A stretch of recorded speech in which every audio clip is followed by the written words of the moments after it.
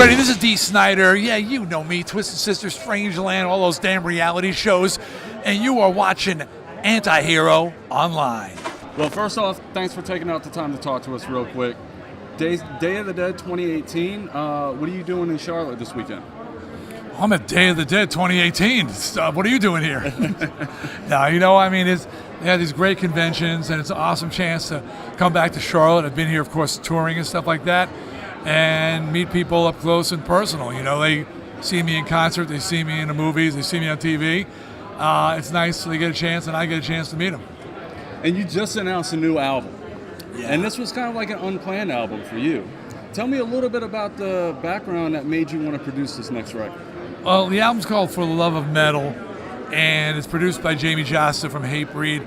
And yeah, I had no intentions of doing another record.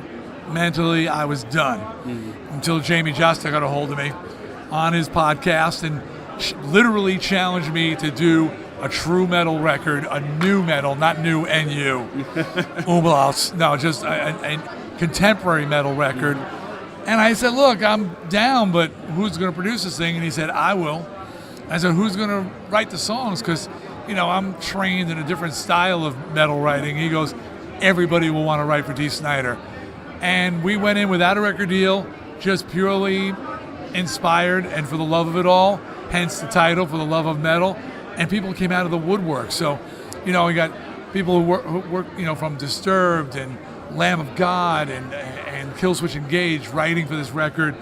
And you got Howard Jones on there duetting with me. You got Elisa Glues White from Arch Enemy duetting with me. So it just turned into a passion project. And still we got no deal. And then all of a sudden every metal label was bidding on the record. So it came out of nowhere and it is inspired. And what is it like for you at this point in your career to kind of work with some of the people that are legends in the industry for the newer generation? It is incredibly flattering. I'm an egomaniac like any artist, but you still don't, you're in the forest, you don't really see the trees. And for Jamie Johnson to say, dude, we need a metal record from Dee Snider. We need a contemporary metal. Your voice is iconic and it's as strong as ever. Is very flattering, and to have these artists, these great artists, contemporary artists come forward and be excited to participate. And again, no budget, no money, no nothing, just for the love of it all is just incredibly flattering. And how challenging was it for you when you went into the studio to kind of push yourself to that next level and record a true metal album? I'm a fan of contemporary metal. My kids are metalheads, and particularly my daughter has dragged me around from festival to festival and venue to venue from the time she was about 12 or 13.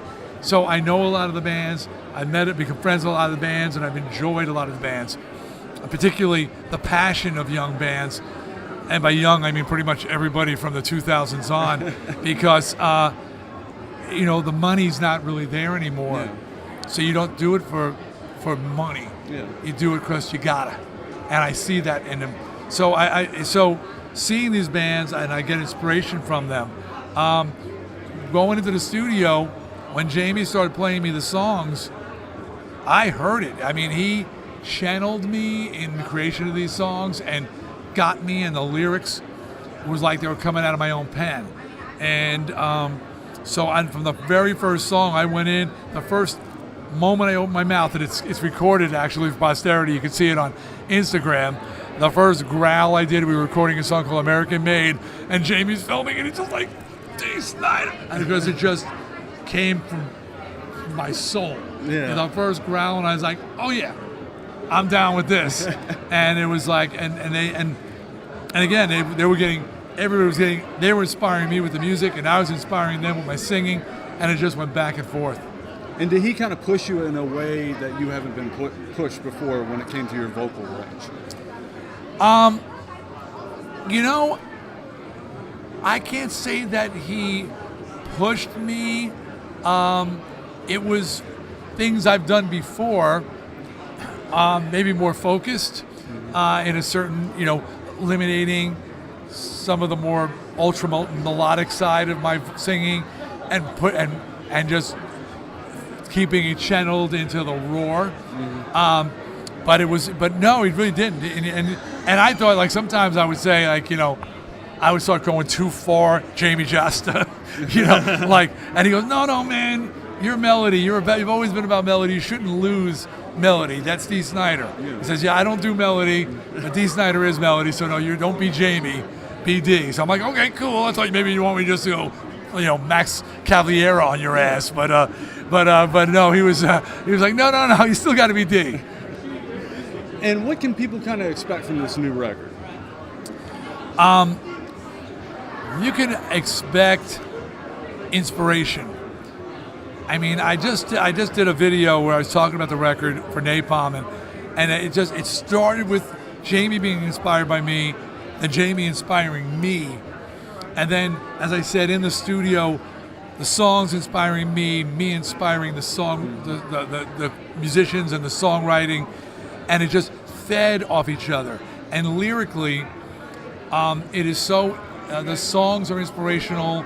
The songs are a lot of the messages I've always had about standing up, believing yourself, fighting back.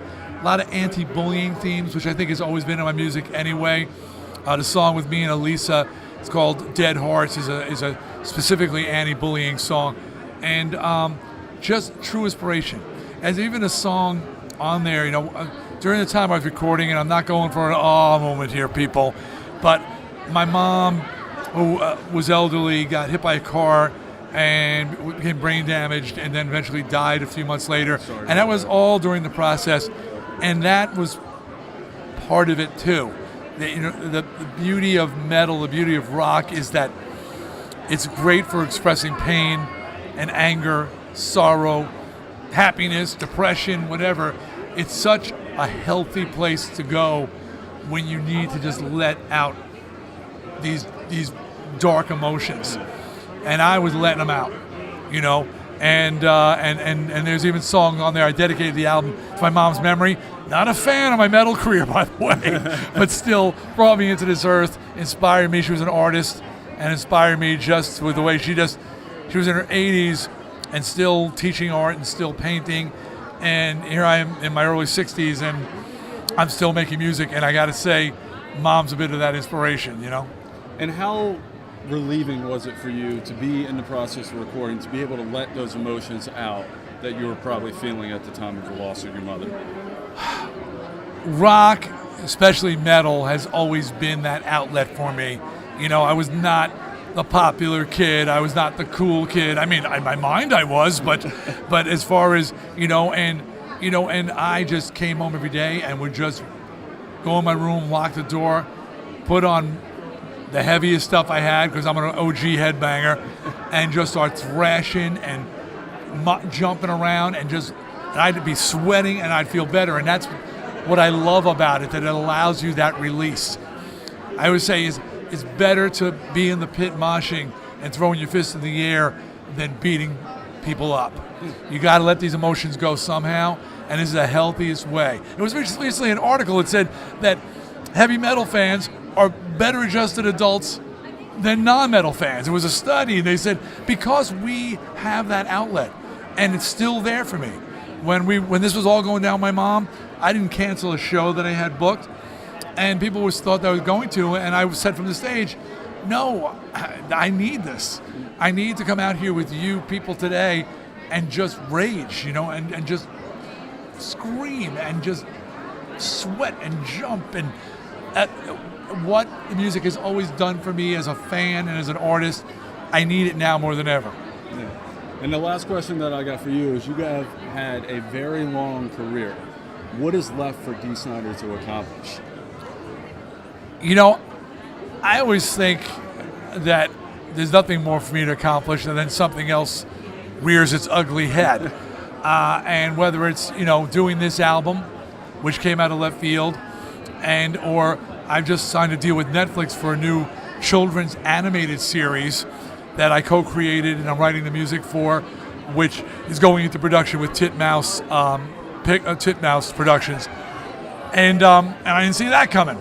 And I can't announce formally, but I started a horror production company. We've got multiple films slated, and we're rebooting a major franchise I just got the rights to. So again, can't talk about it right now, but you'll be hearing about this shortly. So none of these things were on my bucket list. The call came in, and I was like, all right, cool. It's something new, something challenging, and that's what it's all about to me, is to feel challenged. I left Twisted Sister on the best of terms, proud of my legacy, love the guys, but I just didn't want to keep doing, I call it Back to the Future. Yeah. Great Scott, Marty. We're playing the same songs for 40 years, and it's great. I love those songs. I'm proud of them, but I want to be challenged, and things I'm doing today are challenging me. When can people expect a new record out, and where can they pre-order? The album's out on Napalm Records. Go to Napalm, and and they've got the pre-order thing going on. You just put Dee Snider, For the Love of Metal, and something will come up on Google. But it's released on July 27th. Singles are coming out sooner, and please pre-order it. Check it out. You won't be disappointed, especially if you're a metal fan. If you like contemporary metal and you don't mind hearing this guy screaming his lungs out the way I do, you're going to love this record.